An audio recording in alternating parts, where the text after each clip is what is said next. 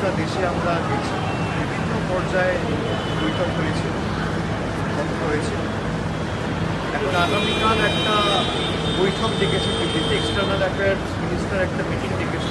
যে গ্রুপগুলো গেছিলো সেই গ্রুপগুলোর সাথে উনি আলাদা করে বসতে চান।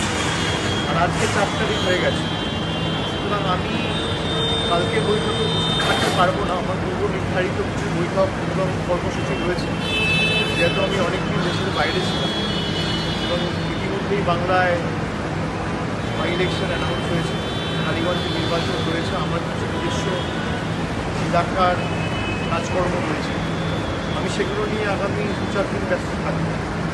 আমি বিদেশমন্ত্রী ফরেন মিনিস্টারকে জানিয়েছি, যে তার দপ্তরকে জানিয়েছি যে আমার যা মতামত, আমি আমার মতামত লিখিতভাবে তাদের জানাবো এবং আমি সরকারকে জানিয়ে পরবর্তীকালে আপনাদের সামনে আমার যা ফিডব্যাক আমি শেয়ার করব।